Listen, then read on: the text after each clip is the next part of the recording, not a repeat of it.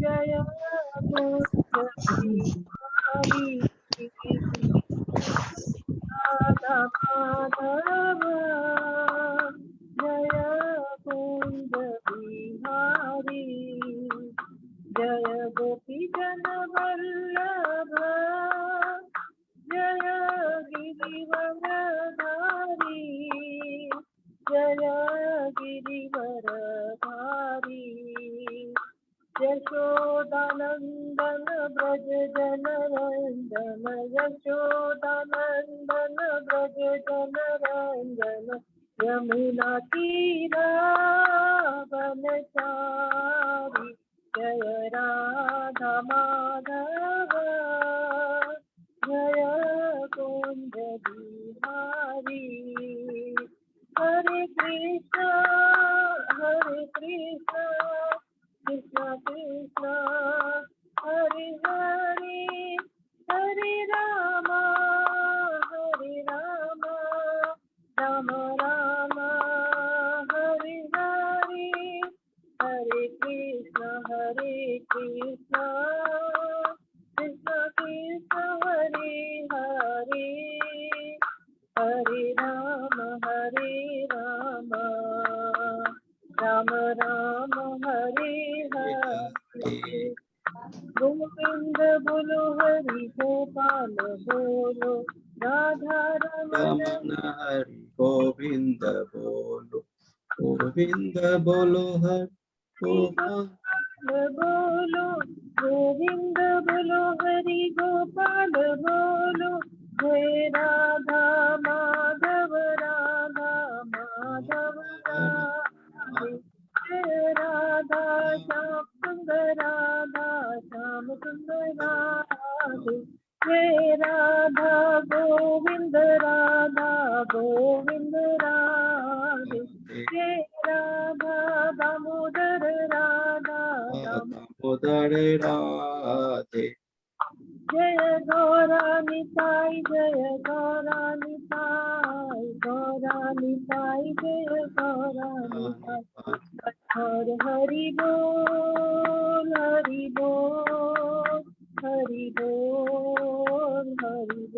जय जय प्रभुपाद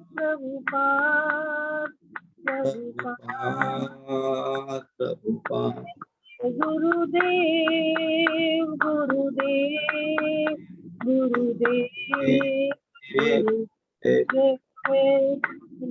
हरि नाम संकीर्तन की जय श्री प्रभुपाद की जय। हरि बोल बहुत बहुत धन्यवाद अनीता मंडेलिया माता जी को, बहुत बहुत धन्यवाद। और सभी भक्तों ने मुझे आशा की बहुत अच्छे से कीर्तन किया। हरे कृष्णा प्रभु सभी भक्तों को। प्रणाम। तो अभी हम लोग मंगलाचरण करते हैं। हरे कृष्णा धन्यवाद। ओम अज्ञान तिमिरांधस्य ज्ञानांजन शलाकया चक्षुरुन्मीलितं येन तस्मै श्री गुरुवे नमः। श्री चैतन्य मनोभीष्टं स्थापितं येन भूतले स्वयं रूप कदा मह्यं ददाति स्वपदान्तिकं। वन्देऽहं श्रीगुरु श्रीयुतपदकमलं श्रीगुरुं वैष्णवांश्च श्रीरूपं साग्रजातं सहगना रघुनाथं वितं तं सजीवं स्वाद्वैतं सावभूतं परिजं सहितं कृष्ण चैतन्य देवं श्री राधा कृष्ण बादान सहगना ललिता श्री विशाखावितांत नमो विष्णुपादाय कृष्ण पृष्ठाय भूतले श्रीमते भक्ति वेदांत स्वामिन इति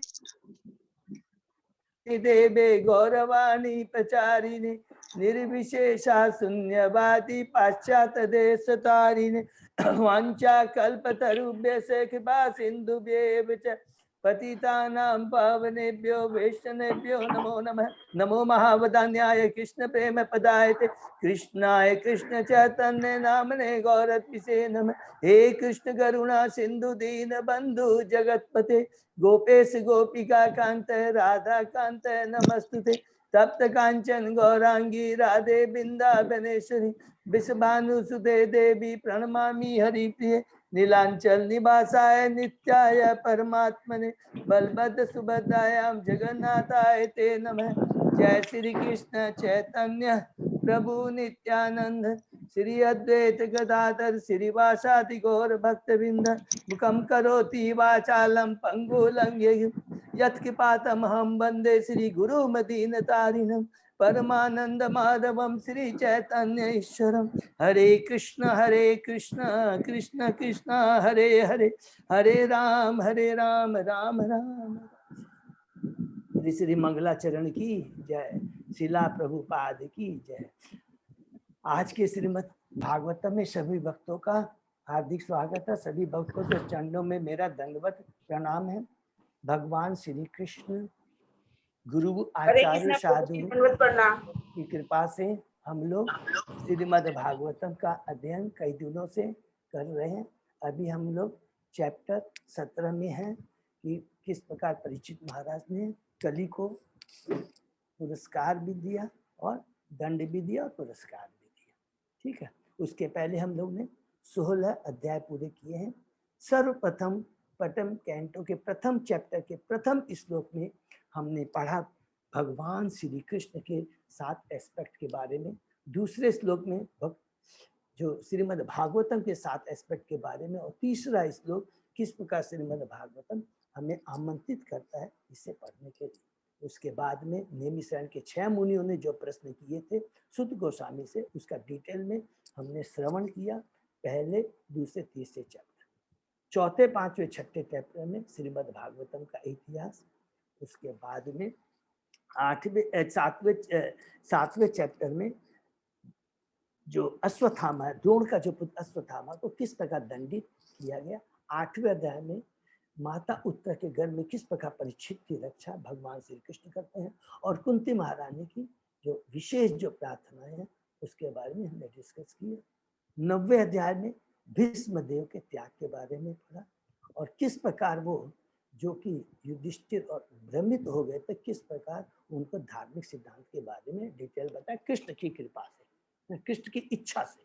10वें अध्याय में हम भगवान श्री कृष्ण जब हस्तिनापुर से जब वो प्रस्थान करते हैं तो हस्तिनापुर वासियों का जो विरह भाव है उसके बारे में हमने डिस्कस किया। 11वें अध्याय में भगवान जब द्वारका जाते हैं उस समय वहाँ के भक्त का क्या भाव रहता है भगवान के प्रति, और वो किस प्रकार भगवान की अनुपस्थिति में विरह की भावना अनुभव कर देता है, उसका हमने डिटेल में डिस्कशन किया। 12वें अध्याय में परीक्षित महाराज के जन्म के बारे में और किस प्रकार ज्योतिष उनके भविष्य की बारे में बताते हैं, उसका हमने डिटेल में किया। 13वें अध्याय में विदुर महाराज ने किस प्रकार धृतराष्ट्र की भौतिक चेतना को काट कर करके उन्हें मुक्ति के रास्ते पर ले जाने में किस प्रकार उन्होंने सहयोग किया, और at the same time Narad मुनि ने जो कि यहाँ पर भी युधिष्ठिर भ्रमित हो जाते हैं उनकी जो भ्रम को दूर किया। 14 अध्याय में हम लोगों ने भगवान श्री कृष्ण के अंतर्धान के बारे में सुना, जिसमें बहुत ही सुंदर वर्णन किया गया है कि युधिष्ठिर महाराज के प्रश्न होते हैं, उनका जो वो प्रेडिक्ट करते हैं कि क्या ऐसा जो अशुभ लक्षण देखते हैं अलग अलग अपने कि राज्य में कि ऐसा क्यों हो रहा है, इसका डिटेल में वर्णन किया, जो एक हमारे लिए शिक्षा है कि भगवान के एब्सेंस में सब चीज़ क्या है अशुभ रहती है, लेकिन जहाँ भगवान रहते हैं सारी चीज शुभ रहती है, पूरा वातावरण आनंदमय रहता है, पॉजिटिव रहता है।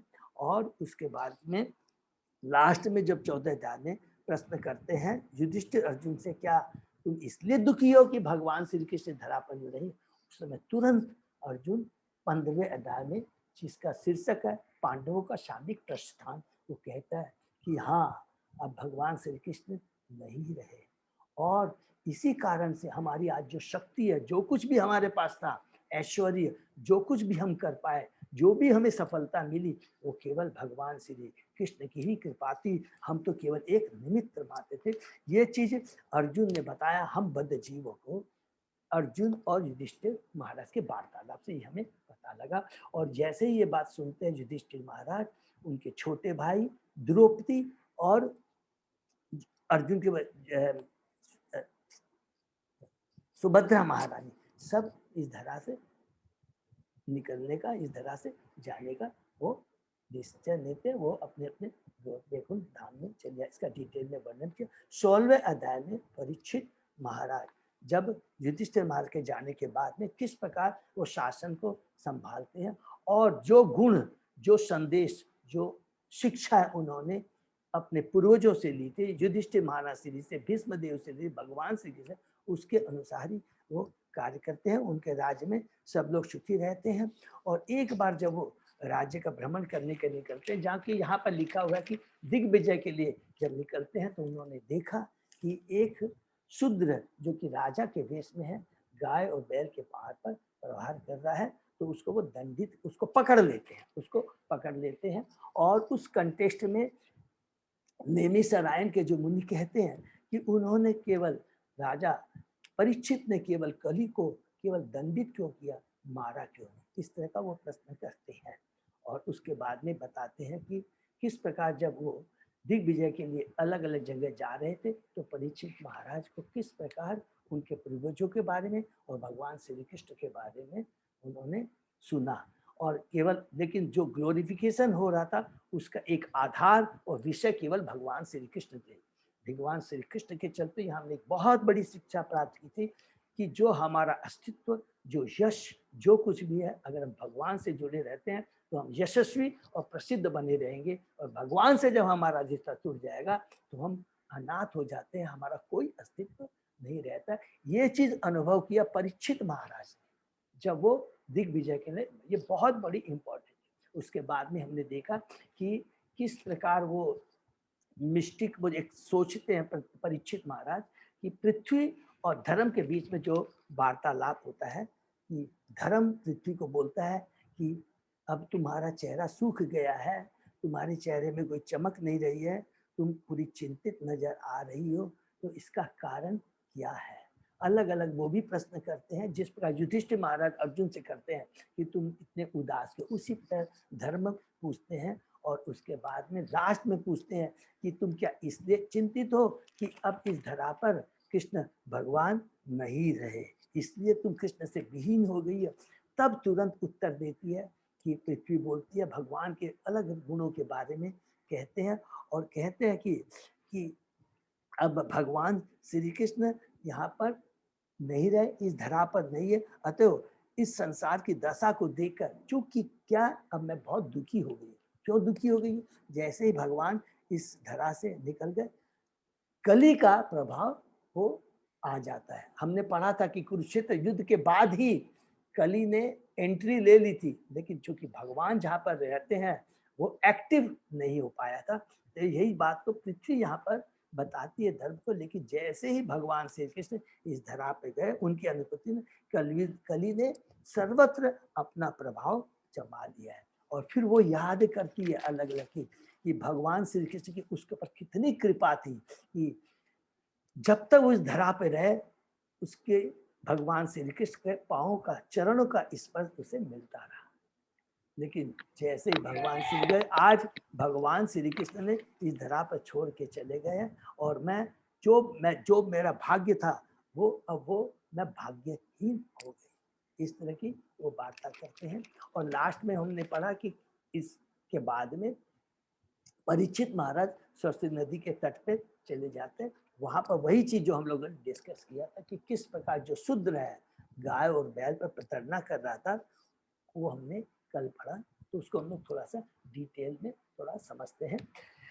सुख गोस्वामी ने कहा, जब परीक्षित महाराज सरस्वती नदी के तट पर पहुंचते हैं तो उन्होंने एक शूद्र जो कि राजा के वेश में था, एक बैल तथा गाय को लाठी से पीट रहा था। तो प्रभुपाद जी यहाँ पर कहते हैं कि कलयुग के बारे में बताते हैं, जो निम्न जाति का जो शूद्र होगा वही प्रशासक होगा और वही राजा का वेश धारण करेगा, जिसका मुख्य व्यवसाय निर्दोष पशुओं विशेष करके गाय तथा बैल को मारना होगा। वो उन पर कोई भी कृपा नहीं करेंगे। सुरक्षा की तो बात दूर से रही, वो उनको मारेंगे, उनको खुद ही वो कसाई खाने में भेजेंगे। अर्थात गाय बैल अपने स्वामियों अर्थात प्रशासक वैश्यों द्वारा असुरक्षित होंगे। अतः गाय तथा बैल सुरक्षित न होने के कारण शुद्ध प्रशासकों द्वारा संचालित कसाई घरों में वो भेज दिए जाएंगे। आगे शुद्ध गोस्वामी जी कहते हैं, बैल जो श्वेत कमल के समान सफेद था, उस शूद्र से अत्यधिक भयभीत था। जो उसे मार रहा था। तो इसका मतलब है कि इस कलयुग में जो भद्र पुरुष है, जो वैष्णव है, वो प्रशासकों द्वारा प्रताड़ित होंगे। जो सभ्य लोग हैं, वह इतना डरा हुआ था कि वह एक ही पांव पर खड़ा था और पेशाब कर रहा था। अर्थात जो धर्म है, धर्म का कोई भी इस बहुत कलयुग में कोई भी रेस्पेक्ट नहीं होगा। अर्थात धीरे धीरे जो 100% सत्युग में था, आज वो कलयुग में केवल 25% रह गया है, और कलयुग के खत्म होते होते तक ये बिल्कुल खत्म हो जाएगा। तो प्रभुपाद जी कहते हैं इस युग के असंस्कृत शूद्र जो जन है, भले ही वे ब्राह्मण या क्षत्रिय के संतान हो, धार्मिक नियमों को चुनौती देंगे, अर्थात उसको पालन नहीं करेंगे। धार्मिक लोग ऐसे लोगों से भयभीत रहेंगे। नागरिक लोग मनमाना कर्म करने के लिए स्वतंत्र होंगे। माने वो कोई भी, चूंकि जब राजा ही जो है शूद्र है, जो खुद नियम का पालन नहीं करता है, तो जनता भी वैसी ही हो जाएगी। वो लोग भी अपना मनमाना कार्य करेंगे, धर्म के नियमों का पालन नहीं करेंगे। वे साधु शास्त्र तथा गुरु का सम्मान नहीं करेंगे। एक पांव पर खड़ा बैल सूचित करता है कि धर्म के नियम क्रमशः विलुप्त हो रहे हैं। आगे सुद गोस्वामी जी कहते हैं, यद्यपि गाय उपयोगी है, किंतु अब वह दीन तथा बछड़े से रहित हो जाएगी। उसके पांव पर शुद्ध प्रहार कर रहा था, उसकी आंखों में आंसू थे और वह अत्यंत दुखी तथा कमजोर थी। वह खेत की थोड़ी सी घास के लिए लालायित रहेगी, लालायित थी। प्रभुपाद जी कहते हैं कली का अगला लक्षण है गाय की असहाय व्यवस्था।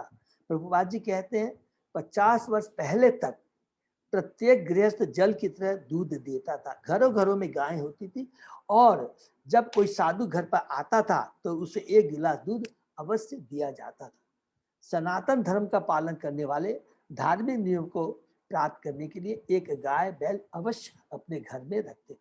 किंतु दुर्भाग्यवश इस कलयुग में शूद्र ग्वाला वो क्या करता है, कृत्रिम ढंग से गाय को दूहता है, और माने इंजेक्शन दे करके, और जब गाय दूध देना बंद कर देती है तो उसे कसाई के हाथ बेच दिया जाता है।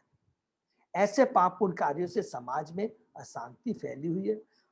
बहुत इंपॉर्टेंट सुनेंगे, जहाँ प्रभुपाद जी कहते हैं मूर्ख लोग यह नहीं जानते कि गायों तथा बैलों को सुखी रखकर दुखी रखकर हम कैसे सुखी बन पाएंगे। ये बहुत इंपॉर्टेंट चीज। आगे परिचित महाराज मेघ के समान अब गर्जना करते हुए कली से बोलते हैं, अरे तुम कौन हो?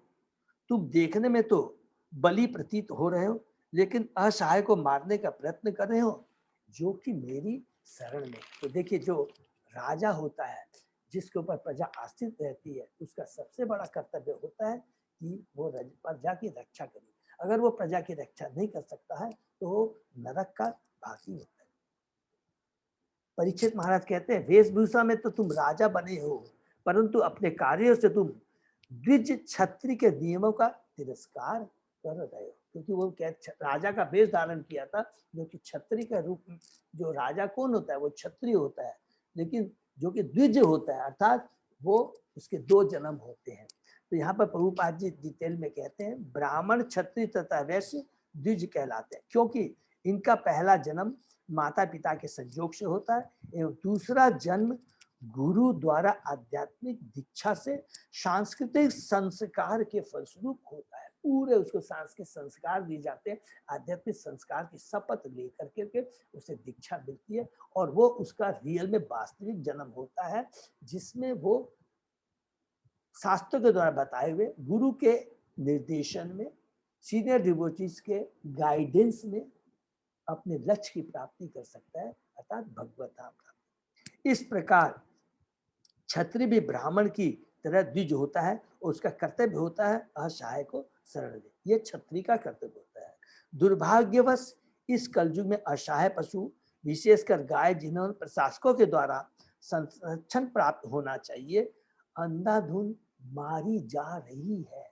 इस कलयुग में ये प्रशासक वास्तव में निम्न शूद्र जाति के पुरुष हैं, जिनमें द्विजों के गुण होते ही नहीं। तो असुर क्या हो गया? जो कि जो भले ही वो ब्राह्मण या क्षत्रिय के घर में जन्म लिया हो, लेकिन अगर उसमें गुण नहीं है, द्विज नहीं है, जिसको शास्त्र का ज्ञान नहीं है, जो गुरु के गाइडेंस में नहीं है, वो शूद्र कहलाता है। अतः ऐसी प्रजा द्वारा प्रजा की सरकार जो द्विज नहीं है, कलयुग की सरकार होगी जिसमें हर कोई दुखी होगा। हम सोचते हैं कि बिना भगवान की कृपा के, बिना भक्ति के, बिना आध्यात्मिक गुण हुए, अगर राजा में वो गुण नहीं, आध्यात्मिक गुण नहीं है, जो ये नहीं बता सकता कि जीवन का उद्देश्य, जो अपनी प्रजा को कृष्णमय नहीं बना सकता है, तो कोई भी राज्य में सुखी नहीं हो सकता। परीक्षित महाराज ने आगे बैल से पूछा, तुम कौन हो? तुम अपने 3 पैर खो चुके हो, क्या बैल के रूप में तुम कोई देवता हो? प्रभुपाद जी कहते हैं, कम से कम महाराज परीक्षित के समय तक कोई गाय तथा बैल की दुर्दशा की कल्पना नहीं कर सकता था, क्योंकि वो राजर्षि थे और भगवान के भक्त थे। अतः ऐसा भयावह दृश्य देखकर महाराज परीक्षित आश्चर्यचकित हो गए। कुरुवंश के राजाओं के बाहुबल से सुरक्षित राज्य में आज मैं पहली बार तुम्हें आंखों में आंसू भरे शोक करते हुए देख रहा हूँ। आज तक किसी ने पृथ्वी तल पर राजा की उपेक्षा के कारण आंसू नहीं गिराए। तो यहाँ प्रभुपाद जी कहते हैं, महाराज परीक्षित बैल की आंखों में आंसू देखकर शोकाकुल हो रहे थे, लेकिन आज के जो राजा, उनको एक राजा कितना चिंतित होता था। मनुष्य की बात छोड़िए, यहाँ पर किसके बारे में चिंतित हो रहे हैं? एक पशु को देख करके, गाय और बैल को देख करके, क्योंकि उनको मालूम है सभी भगवान की संतान है, सभी जीवों के अंदर आत्मा है और वो सभी भगवान की संतान। उन्हें यह देखकर आश्चर्य हो रहा था कि उनके उत्तम शासन में ऐसी अभूतपूर्व घटना हो रही। तो यहाँ पर परीक्षित महाराज आगे कहते हैं, हे सुरभि पुत्र, अब तुम शोक मत करो, तुम्हें इस निम्न जाति के शूद्र से डरने की आवश्यकता नहीं है। तो यहाँ प्रभुपाद जी कहते हैं, बैल, गाय तथा अन्य समस्त पशुओं की सुरक्षा तभी हो सकती है जब राज्य का शासक महाराज परीक्षित जैसा हो। प्रभुपाद जी आगे कहते हैं, मानव समाज को चाहिए कि गाय तथा बैल की महत्ता को समझे और महाराज परीक्षित की भांति उन्हें सभी प्रकार का संरक्षण प्रदान करे। गाय तथा ब्राह्मण संस्कृति रक्षा करने पर भगवान अत्यंत प्रसन्न होंगे और हमें वास्तविक शांति प्रदान करेंगे, क्योंकि वे गाय तथा ब्राह्मणों के प्रति अत्यंत दयालु हैं। ये देखिए, बहुत इंपॉर्टेंट बात कहते हैं कि अगर भविष्य में इसी तरह गाय और बैलों के ऊपर अत्याचार होता रहा और भारत ब्राह्मण संस्कृति का इस प्रकार धीरे धीरे खत्म होता रहा, तो कोई भी सुखी नहीं रहेगा, अराजकता फैल जाएगी और हर जी हाँ दुखी होगा।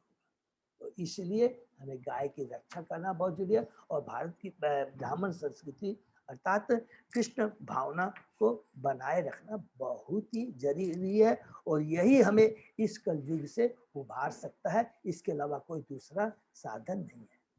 इसके आगे हम लोग अब पढ़ते हैं। ओम नमो भगवते वासुदेवाय। ओम नमो भगवते वासुदेवाय। ओम नमो भगवते वासुदेवाय। नारायण नमस्कृत्य नरं चैव नरोत्तमं देवी सरस्वती व्यासं ततो जयमुदीरये। नष्टप्रायेषु अभद्रेषु नित्यं भागवत सेवया भगवती उत्तम श्लोके भक्ति भवति नैष्ठिकी। आराधयो भगवान ब्रजेश तनय ततधाम वृंदावनम रमया काचिदुपासना व्रजवधू वर्गेण या कल्पिता। श्रीमद्भागवतम प्रमाणम अमलम प्रेमा पुमर्तो महान। श्री चैतन्य महाप्रभो मतम इदम तत् आदरो न पर। हरे कृष्ण कृष्ण कृष्ण हरे हरे, हरे राम राम राम हरे हरे।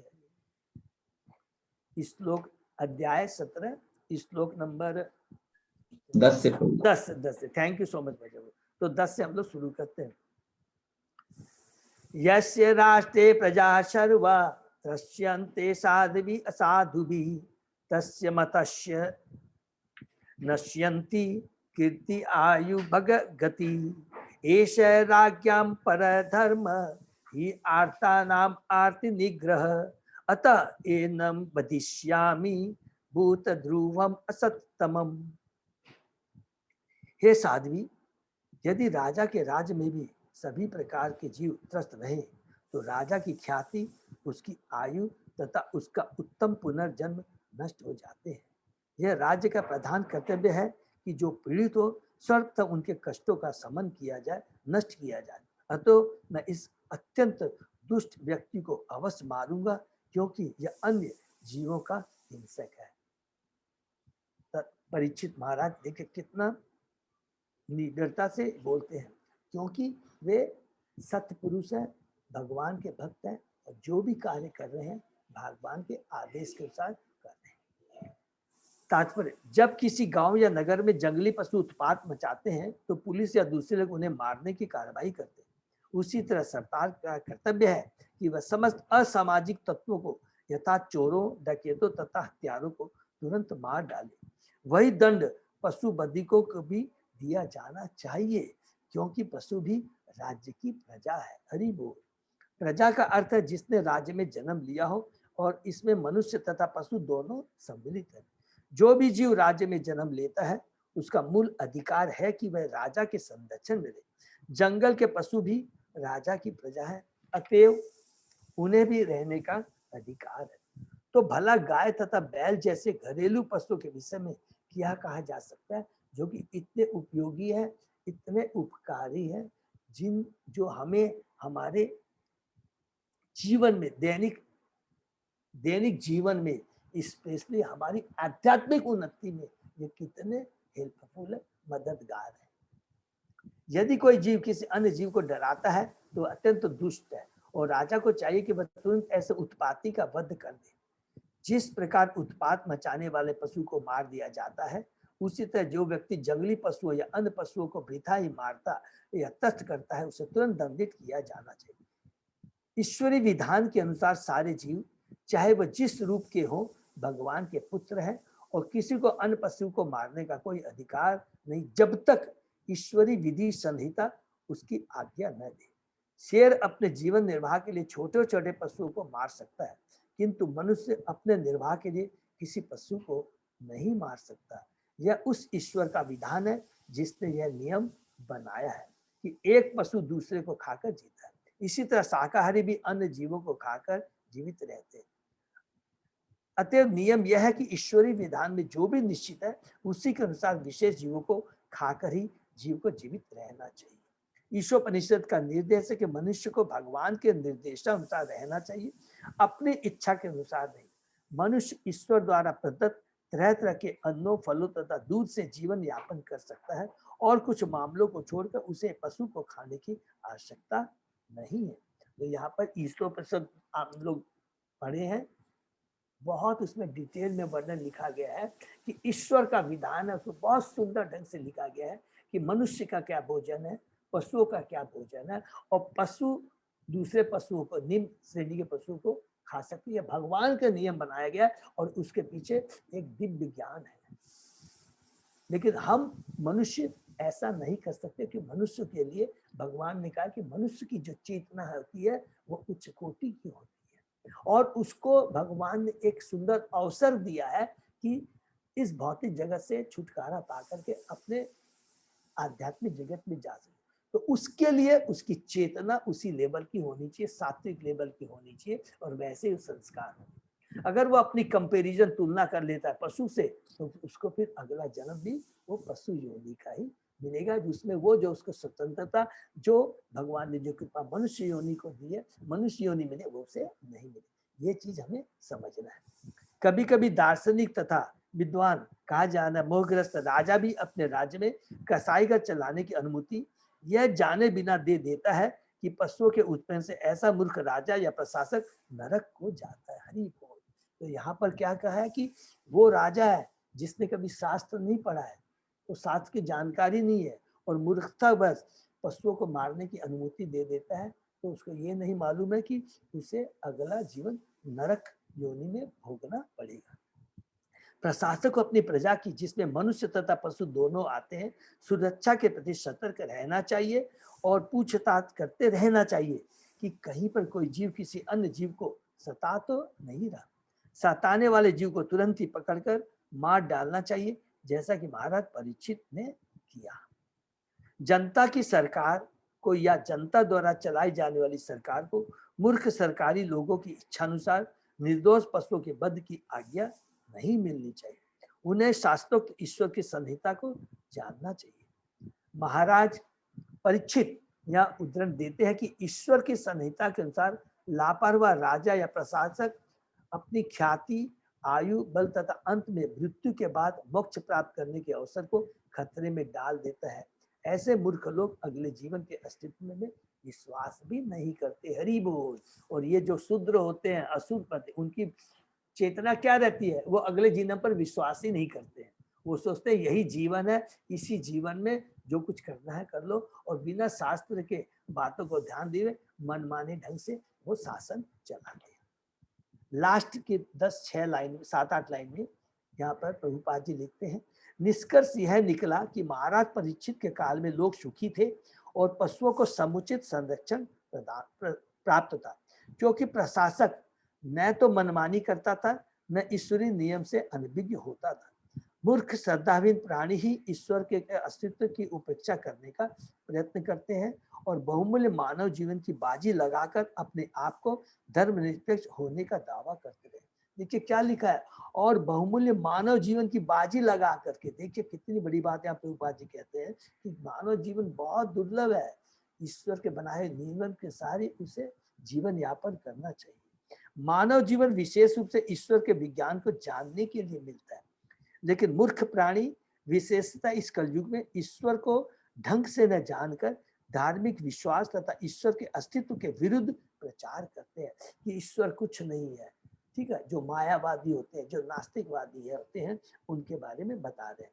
ईश्वर को यद्यपि वे जन्म, जरा, मृत्यु, रोग के लक्षणों द्वारा ईश्वरीय नियम से जकड़े रहते हैं, जबकि वो भी जन्म, मृत्यु, जाप आदि के चक्कर से जुड़े रहते हैं, लेकिन वो जानने का प्रयत्न नहीं करते हैं कि इससे किस प्रकार छूटा जाए। ठीक है, तो बहुत यहाँ पर प्रभुपाद जी ने बहुत ही कठोर शब्द में और सत्यता को यहाँ उजागर किया है कि मनुष्य योनि बहुत दुर्लभ है और किस प्रकार इसका सदुपयोग करना चाहिए। नेक्स्ट, कवृषचत तव पादान दीर्ण सौरभेय चतुपद मां भुवन त्वादृशा राष्ट्रे राज्ञाम कृष्ण अनुवर्ती नाम। उन्होंने महाराज परीक्षित ने बैल को बारंबार संबोधित करते हुए इस तरह पूछा, हे सुरभिपुत्र, तुम्हारे 3 पांवों को किसने काट लिया है? उन राजाओं के राज्य में जो भगवान श्री कृष्ण के नियमों की आज्ञाकारी है, तुम्हारे समान कोई दुखी नहीं है। समस्त तात्पर्य, समस्त राज्यों के राजाओं या प्रशासकों को भगवान श्री कृष्ण की संहिताएं जाननी चाहिए। किसके द्वारा? श्रीमद् भागवत और भगवत गीता के द्वारा, और उन्हीं के अनुसार मनुष्य को जीवन के उद्देश्य की पूर्ति के लिए कर्म करना चाहिए, जिससे जीवन के सारे कष्ट विनष्ट हो जाए। जो मनुष्य भगवान श्री कृष्ण की संहिताओं को जानता है, उसे यह गति बिना कष्ट के मिल सकती है। भगवत गीता में संक्षेप में हम ईश्वर की संहिताएं समझ सकते हैं, लेकिन श्रीमद् भागवत में उसकी विशद व्याख्या हुई है। जिस राज्य में कृष्ण के आदेशों का पालन होता है, वहां कोई दुखी नहीं रहता।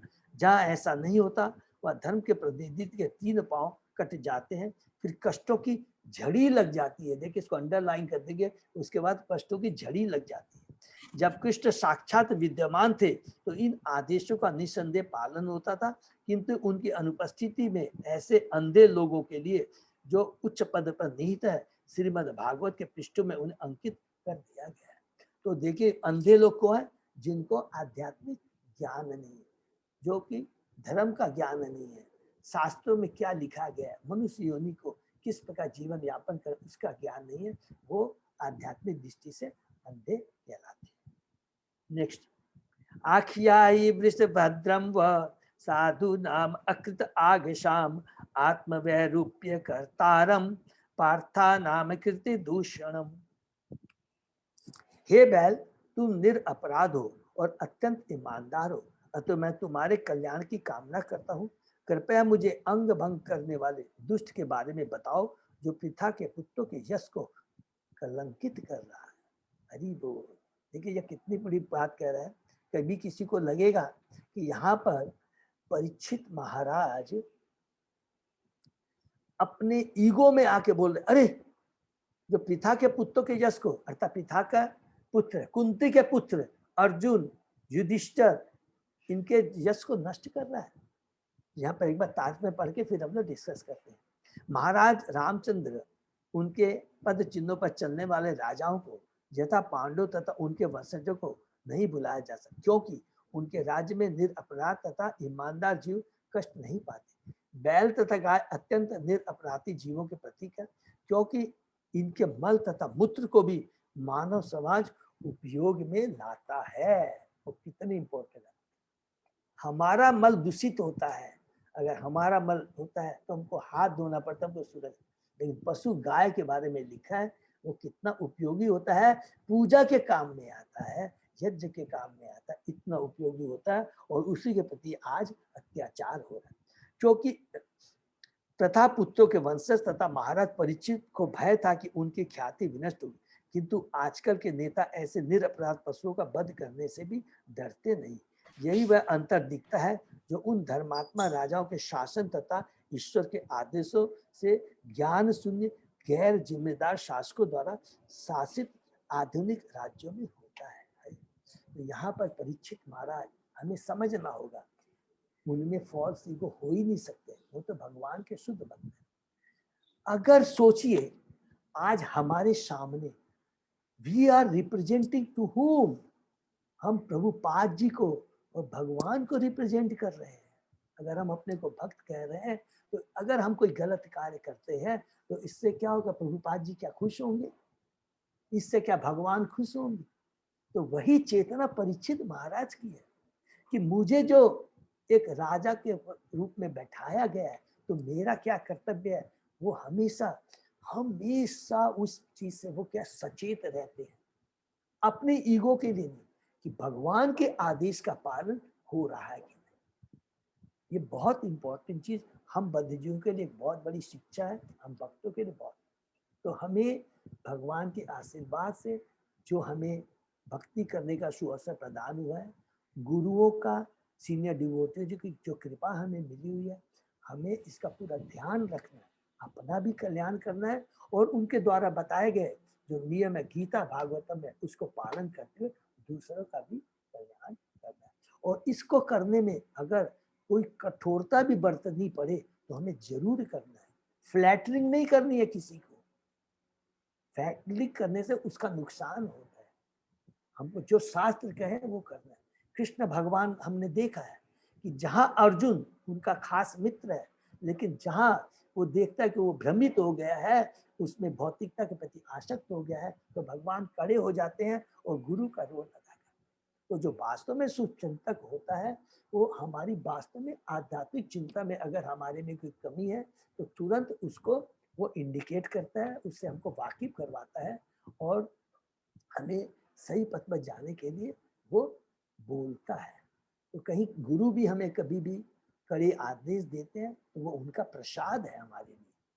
ये बहुत जरूरी, क्यों माया इतनी प्रबल है, वो हमेशा हमें मिसगाइड करती रहेगी। एकमात्र गुरु सीनियर डिवोटी है जो हमें समय समय पर अगर हम कोई गलती करते हैं तो उससे हमें अवगत कराए। ठीक है, ये बहुत जरूरी है। नेक्स्ट, जने अनागसी अघम युंजन सर्वतः अस्य च मत भयम साधु नाम भद्रम एव स्यात् असाधु दमने कृते। जो कोई भी निरपराध जीवों को कष्ट पहुंचाता है, उसे चाहिए कि विश्व में जहां कहीं भी हो मुझसे डरे।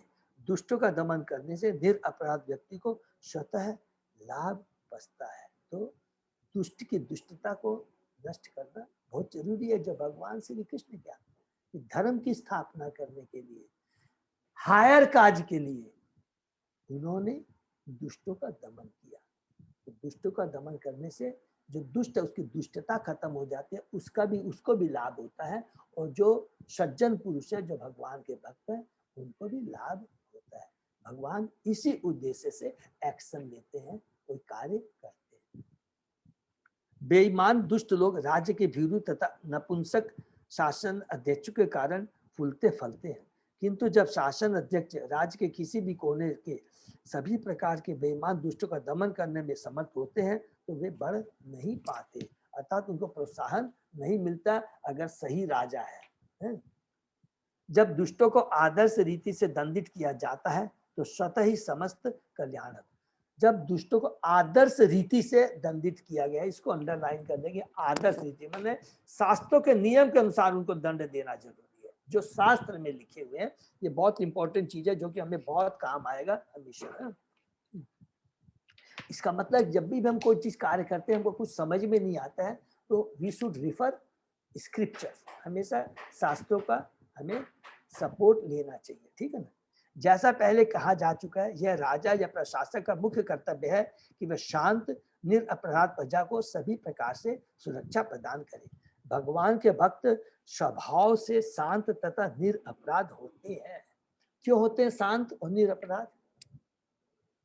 क्योंकि उनकी चेतना हमेशा सात्विक रहती है, और सात्विक चेतना में बुद्धि निर्मल होती है, और क्या सही है क्या गलत है निर्णय लेने की एक बहुत आध्यात्मिक शक्ति होती है। बहुत हमें इंपॉर्टेंट है ये चीज कि अगर हमारी चेतना सात्विक रही, कृष्णमय बनी रहेगी, उस समय हम लोग हमेशा निर्डर रहेंगे और हम सही डिसीजन ले पाएंगे। दुख भी आएगा तो घबराएंगे नहीं, और सुख भी ज्यादा आ जाएंगे तो हम लोग उछलेंगे नहीं, पफ अप नहीं हो जाएंगे। हमेशा उनकी चेतना एकदम कौन, ये सबसे बड़ा गुण है भक्ति करने से, भगवान के भक्तों का संग करने से। अतः यह राज्य का मूल कर्तव्य है कि वह हर एक को भगवत भक्त बनने में सहायक बने। हरि बोल। इसलिए कहा गया कि ये गुण यदि प्राप्त करना है तो भगवत भक्त होना बहुत जरूरी है। इस तरह स्वतः ही सारे नागरिक शांत तथा निरपराध होंगे, तब राजा का एकमात्र कर्तव्य यह रह जाएगा बेईमान दुष्टों का दमन करना। इससे सारे मानव समाज में शांति तथा एकता आएगी। नेक्स्ट, अनागसु इह भूतेषु यह आगकृत निरंकुश आर्हता अस्मि भुजम साक्षात् अमर्तस्य अपि स अंग गदम। जो उद्दंड व्यक्ति निरपराधियों को सताकर अपराध करता है वो मेरे द्वारा उखाड़ फेंका जाएगा, चाहे वह बाजूबंद तथा अन्य अलंकारों से युक्त स्वर्ग का निवासी ही क्यों न हो। हरि बोल। देखिए कितनी पूर्व बाबत लिखा है कि जो अपराध करता है उसको आप बाहरी दृष्टि से उसका कोई भी पहनावा हो, भले वो राजा लगता हो या भले स्वर्ग का वासी लगता है, यदि हमारे कार्य शुद्र जैसे हैं तो वो दंड का भागी होता है। ठीक है, तो तात्पर्य में थोड़ा सा जस्ट पढ़ते हैं। स्वर्ग के निवासी अमर कहलाते हैं क्योंकि उनकी आयु मनुष्यों की अपेक्षा काफी लंबी होती है। मनुष्य के लिए जिसकी आयु अधिक से अधिक 100 वर्ष होती है, लाखों वर्ष की आयु निश्चय ही अमर लगेगी। उदाहरणार्थ भगवद गीता में हमें पता चलता है कि ब्रह्मलोक का एक दिन 43 लाख इंटू 1000 100 वर्षों के तुल्य। इसी प्रकार अन्य स्वर्ग लोगों का एक दिन इस लोक के 6 मास के तुल्य होता है। ठीक है ना। तो स्वर्ग लोक के जो वासी होते हैं, जैसे कहा शास्त्र में 10,000 साल उनकी आयु होती है, और उनका जो हमारा जो 6 महीना होता है वो उनकी एक दिन के बराबर होता है, और वहां के निवासियों की वहां के 1 करोड़ वर्षों के तुल्य होती है। अतः स्वर्ग लोगों में चूंकि मनुष्य की अपेक्षा उन निवासियों की आयु काफी बड़ी होती है, अतः कल्पना के आधार पर वहां के निवासी अमर कहलाते हैं। यद्यपि भौतिक ब्रह्मांड के भीतर कोई भी अमर नहीं है, क्योंकि सभी जन्म मृत्यु जरा व्याधि के चक्कर में पड़े हुए। फर्क खाली इतना है, कोई जल्दी यहाँ भौतिक शरीर को छोड़ता है, कोई देरी से छोड़ता है, लेकिन इसमें कोई बहादुरी नहीं है। हम कितना ही लंबा जी ले, अगर हम भगवान से नहीं जुड़े, भक्त से नहीं जुड़े हुए हैं, तो ये लंबी भी आयु क्या है, इसका हम लोग दुरुपयोग कर रहे हैं, इसका कोई लाभ नहीं है। और जो कृष्ण भावना से जुड़ा हुआ है, भक्तों से जुड़ा हुआ है, वही वास्तविक जीवन यापन करना कहलाएगा। नहीं तो प्रभु जी, ब्रह्मा जी, हरि बोल। हाँ माता जी। ब्रह्मा जी का पोजीशन क्या है इसमें? उनका भी क्या माने वो क्या भौतिक लोक में वापस से जैसे पृथ्वी लोक में आ सकते हैं जन्म मृत्यु जरा व्याधि में, या वो डायरेक्ट माने गोलोक धाम चले जाते हैं ब्रह्मा जी की मृत्यु के पश्चात? ये माता जी हम लोग अलग से जब पढ़ेंगे, ब्रह्मा जी क्या है, भगवान के भक्त हैं, ठीक है, नंबर 1 है। और जितना भी है ब्रह्मा, इंद्र, ये सब क्या है, पोस्ट है, हमेशा याद रखेंगे। ऐसा नहीं है ब्रह्मा के पोस्ट में एक ही आदमी वही रहता है, जैसे कि चीफ मिनिस्टर होता है, प्राइम मिनिस्टर, ये सब पोस्ट है, ठीक है। और वो अपने भक्ति के साथ कर्म के अनुसार जैसा माने उनके, तो नॉर्मली लिखा है शास्त्र में कि वो जैसे जब पूरा ये होता है, क्या नाम होता है, पूरी पूर्ण प्रलय हो जाती है, तो भगवान के धाम चले जाते हैं। फिर जो फिर प्रकट होता है तो पुरुषा भगवान का जो क्या बोलते हैं, पुरुषा अवतार में फिर असंख्य ब्रह्मांड आते हैं, और फिर असंख्य ब्रह्मांड में अलग अलग गर्भोदक्षाय विष्णु और असंख्य ब्रह्मांड, और प्रत्येक ब्रह्मांड के अंदर गर्भोदक्षाय विष्णु, और प्रत्येक ब्रह्मांड के अंदर में गर्भोदक्षाय विष्णु के माध्यम से एक एक ब्रह्मा की उत्पत्ति होती है। माने जो वो एक ब्रह्मा जो चला रहे थे, फिर पूर्ण प्रलय के बाद वो भगवत धाम चले जाते हैं, फिर उनका और कोई जन्म नहीं होता है। हाँ, वो नहीं होता है, नहीं जन्म नहीं। हाँ, अब लिखा जन्म माने जन्म का तो बात छोड़िए, वो धाम चले जाते, ऐसा शास्त्र में लिखा है, ठीक है ना, क्लियर है?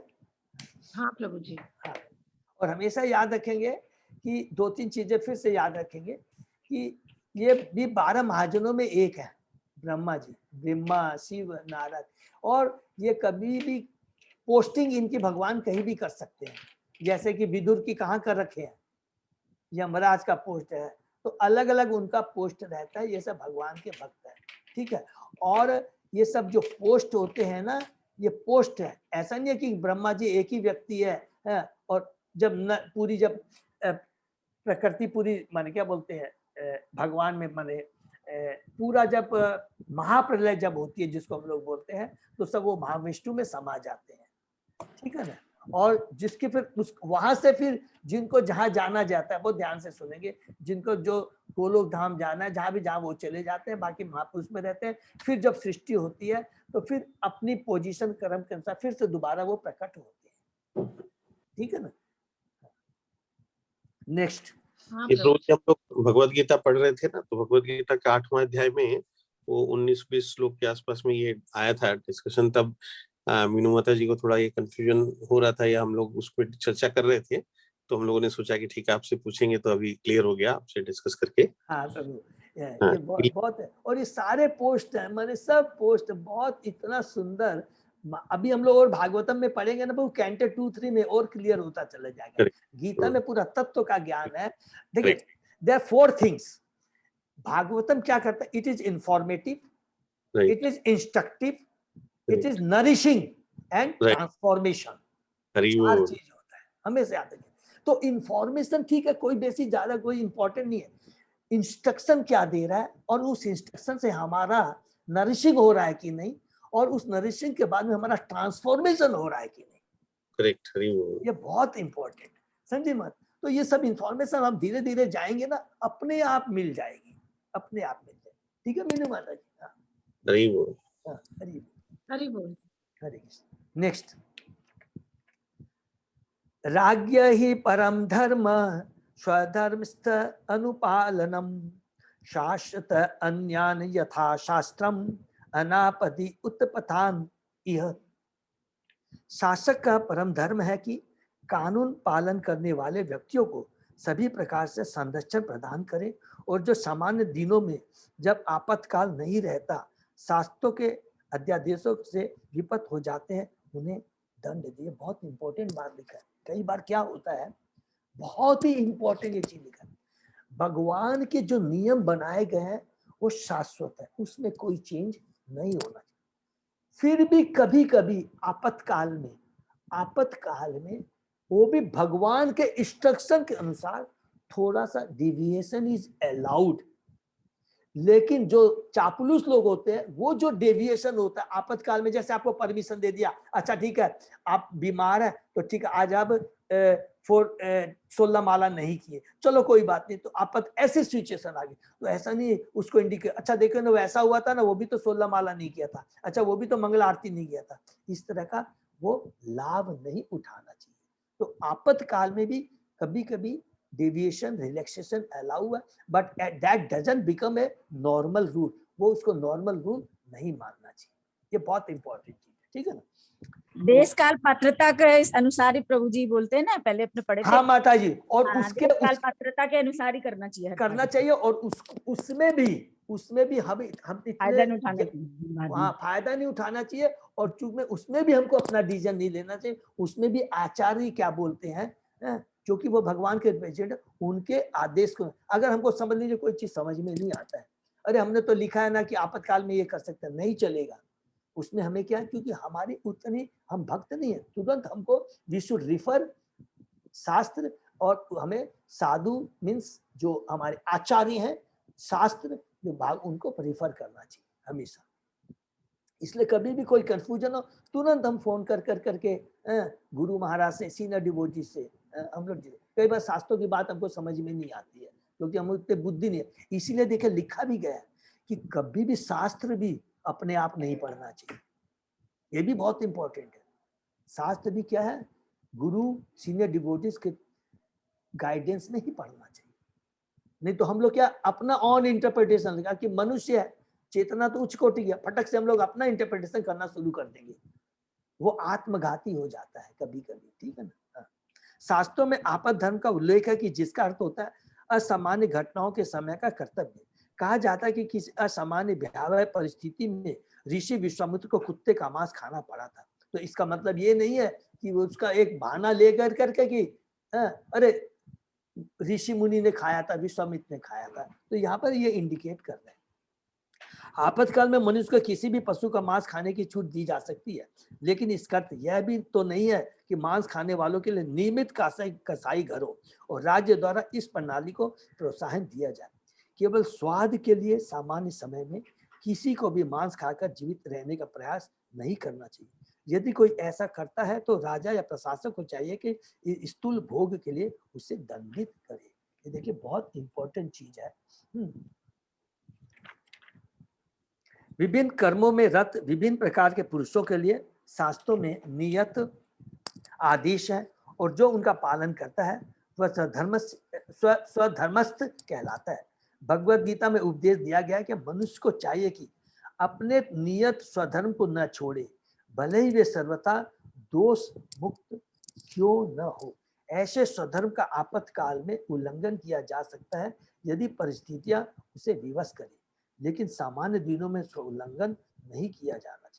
शासनाध्यक्ष को चाहिए कि वह देखे कि ऐसा स्वधर्म चाहे जैसी भी परिस्थिति हो उसके अनुयायी द्वारा बदला न जाए, और उसे चाहिए कि स्वधर्म पालक को सभी प्रकार का संरक्षण प्रदान करे। उल्लंघन करने वालों को शास्त्रों के अनुसार दंड देना चाहिए, और राजा का धर्म है कि वह देखे कि प्रत्येक व्यक्ति शास्त्रों में नियत स्वधर्म का कड़ाई से पालन करता है। ये देखिए बहुत इंपॉर्टेंट चीज यहाँ पर लिखी गई है। फॉर हायर काज, एक जो बहुत बड़ा सबो सीनियर डिवोटी है, एक गुरु महाराज, मैंने एक एग्जाम्पल मैं दे रहा हूँ, वो हमारी आध्यात्मिक एसेट्स संपत्ति है, उनके बिना हमारा जीवन बेकार है। पूरे अगर उनको हम सुरक्षा प्रदान नहीं करते हैं, अगर वो सुरक्षित नहीं रहते हैं, तो वो पूरा समाज पशु वाला समाज हो जाए।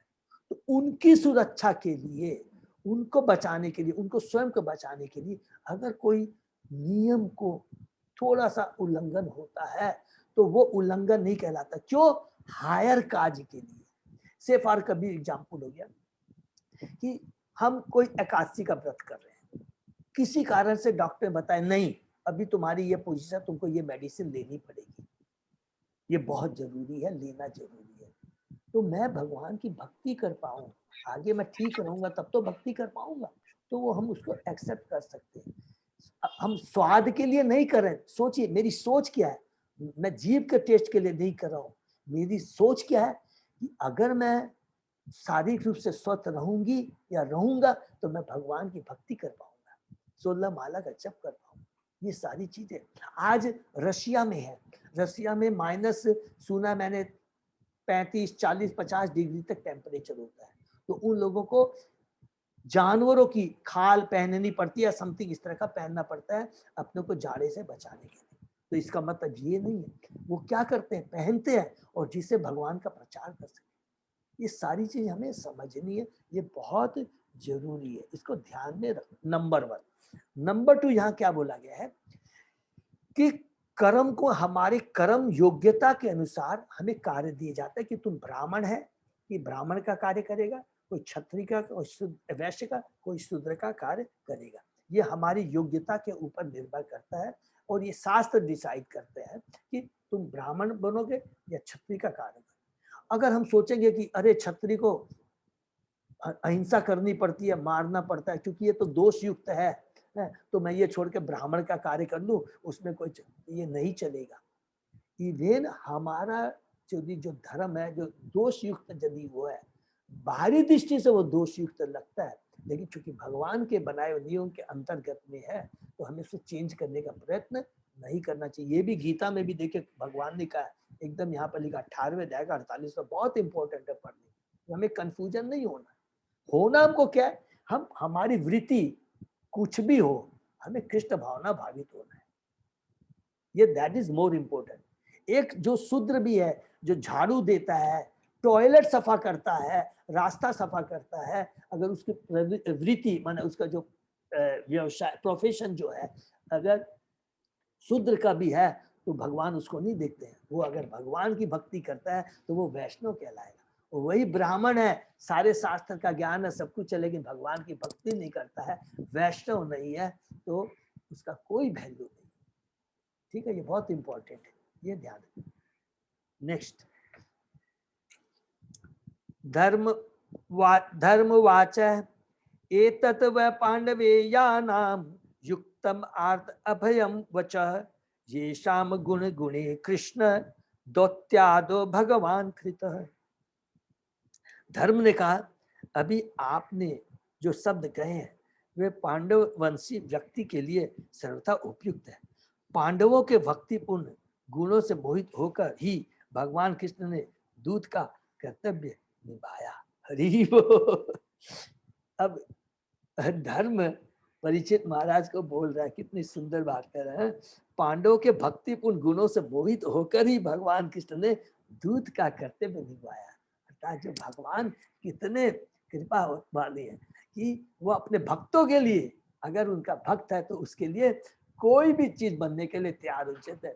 दूत हो, माने याद है ना, जो भगवान जब बने थे, दूत बन के गए थे दुर्योधन के पास में, वही यहाँ पर बता रहे हैं कि वो कंप्रोमाइज कराने, तो उसको बुद्धि देने के लिए कि तुम लोग समझौता कर लो, युद्ध मत करो, समझौता कर लो। लेकिन दुर्योधन मूर्ख था, उसने उसको ठुकरा दिया था। ठीक है, तो महाराज परीक्षित द्वारा जो आश्वासन तथा वचन दिए गए वे उनकी वास्तविक शक्ति की अतिरंजना करने वाले न थे। महाराज ने कहा था कि धर्म का उल्लंघन करने वाले यदि स्वर्ग के निवासी हो तो भी वे उनके कठोर शासन से बच नहीं सकते। वे मिथ्या ही गर्वित नहीं थे, क्योंकि भगवत भगवान के ही समान और कभी कभी उनसे भी बढ़कर शक्तिशाली होता है। और यदि भक्त कोई वचन देता है तो भले ही सामान्य रूप से उसका पूरा होना कठिन लगे, लेकिन भगवान की कृपा से वह ढंग से पूरा हो जाता है। हरि बोल।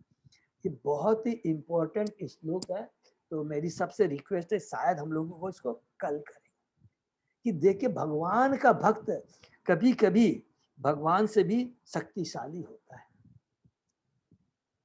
तो इसको क्या कंटिन्यू कर ले, अगर भक्तों का आदेश रहे? अच्छा, कर लेते हैं फिर तो। लेकिन भगवान के पास वह ढंग से पूरा हो जाता है। पांडवों ने अपनी अनन्य भक्ति तथा भगवान के प्रति पूर्ण शरणागति द्वारा भगवान को सारथी बनने या कभी भी पत्रवाहक बनने के लिए बाधित है। भक्तों के लिए भगवान द्वारा किए गए ऐसे कार्य उन्हें अत्यंत भाते हैं, क्योंकि भगवान उन अनन्य भक्तों की सेवा करना चाहते हैं जिनके पास भगवान की सेवा करने के अतिरिक्त और कार्य नहीं होता। अर्थात जो भगवान का शुद्ध भक्त होता है तो भगवान क्या सोचते हैं, इसका पूरा जीवन तन मन धन मुझे समर्पित है।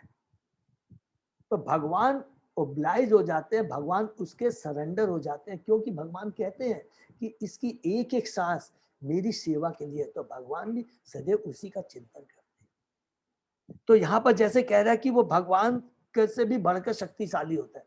हमें याद है ना, एग्जाम्पल हमको याद आ गया कि जब 9वें अध्याय में हम पढ़ रहे थे भीष्म देव का त्याग, ठीक है ना, तो युधिष्ठिर भ्रमित हो जाते हैं और वो बार बार बोलते हैं कि मेरे चलते ही इतने करोड़ों लोगों को युद्ध, कुरुक्षेत्र के युद्ध में मारा गया, मैं निर्दोषी हूँ, मैं अपने को माफ नहीं कर सकता। इस तरह की वो बातें करता है। तो भगवान श्री कृष्ण क्या बोलते हैं कि मैं हे युधिष्ठिर तुम्हें ये चीज तो नहीं समझा सकता, तुम भ्रमित मत हो, दुखी मत हो, चलो हम लोग चलते हैं भीष्म देव के पास चलते हैं। तो भगवान खुद अपने को कहते हैं कि मैं कैपेबल हूँ युधिष्ठिर तेरे को समझाने के लिए, चलो भीष्म देव के पास भगवान ले जाते हैं। तो क्या आप हम समझते हैं कि भगवान क्या नहीं समझा सकते थे? सर्वस्य चावम हृदय सन्निहितो मत स्मृति ज्ञानम पोहनम च। भगवान तो गीता में कहते हैं मुझसे स्मृति ज्ञान अपोहन सब कुछ मुझसे ही होता है। तो यहाँ भगवान कैसे गलत हो गए? नहीं, भगवान भीष्म देव को ग्लोरीफाई करना चाहते थे, उसको अपने से बड़ा दिखाना चाहते थे। ये बहुत इंपॉर्टेंट चीज है यहाँ पर कि जो भगवान का जो भक्त होता है, अगर हम भगवान को सरेंडर कर जाते हैं और सब कुछ ये सोच कर करते हैं कि जो कुछ भी है भगवान की कृपा से है, तो हम लोग क्या है कि हमारी चेतना हमेशा कृष्ण में बनी रहेगी और हमेशा हमारे कार्यों में भगवान श्री कृष्ण एकदम दूत की तरह, सारथी की तरह, सेवक की तरह, गुरु की तरह हमेशा हमारे साथ में रहेगी। जहां जहां जिस चीज की दरकार रहेगी वो चीज हमेशा वो हमें देते रहेंगे। ठीक है ना? भगवान के विख्यात सखा सेवक अर्जुन के पौत्र महाराज परीक्षित अपने पितामह की भांति अतः भगवान उनके साथ सदैव रहे, यहाँ तक कि जब वे माता के गर्भ में थे और उन पर अश्वत्थामा की ज्वलंत ब्रह्मास्त्र का प्रहार हुआ था, तब भी वे उनके साथ थे। भक्त सदैव भगवान के संरक्षण में रहता है, अतः महाराज द्वारा दिया गया संरक्षण का आश्वासन निरर्थक नहीं हो सकता था। धर्म ने इस तथ्य को स्वीकार किया और राजा को अपनी उच्च प्रतिष्ठा के अनुकूल आश्वासन देने के लिए धन्यवाद दिया। हरि बोल। तो यहाँ पर जो परीक्षित महाराज बोल रहे थे तुम्हारे संग ऐसा कैसे हो गया, मैं उसको छोड़ूंगा नहीं, मैं ऐसा नहीं करूंगा, तो इसका मतलब यहाँ पर ये बोलते हैं कि वो भगवान के शुद्ध भक्त है और जो एक बार भक्त बोल देता है भगवान उसको पूरा करने में उसको मदद करते हैं। अर्थात उसको परीक्षित महाराज जो भी कुछ बोल रहा था ऑन बिहाफ ऑफ कृष्णा कि मैं नहीं करने वाला हूं, चिंता मत करो, कृष्णा जरूर मदद करेंगे। यही सोच होती है भक्त की। वो कभी भी अपने को उसके लिए वो नहीं बोलता कि मैंने ऐसा किया, नहीं, ये कृष्ण की कृपा से हुआ। हरे कृष्णा। तो अभी धर्म वाच्य है, इसको सुनिए आगे कि किस प्रकार परीक्षित महाराज को धर्म बोलता है। बहुत ही ये इम्पोर्टेंट और पावरफुल वर्क है और आध्यात्मिक दृष्टि से बहुत ही शिक्षाप्रद है। हरे कृष्णा। हम लोग यहीं पे विराम करते हैं। अगर किसी का कोई प्रश्न है तो पूछ सकते हैं, नहीं तो आज थोड़ा सा लेट हो गया, सॉरी। ठीक है अजय प्रभु, फिर यही विराम किसी का कोई प्रश्न नहीं है तो फिर अपने यहाँ विराम दे सकते हैं। हरे कृष्णा। हरे कृष्णा। हरे कृष्णा प्रभु जी, दंडवत हरे कृष्णा प्रभु जी, दंडवत प्रणाम। तो बहुत बहुत धन्यवाद। तो हरे कृष्णा सभी भक्तों को। हरे कृष्णा प्रभु जी। हरे कृष्ण प्रभु दंडवत प्रणाम। दंडवत प्रणाम। हरे कृष्ण हरे कृष्ण हरे कृष्ण।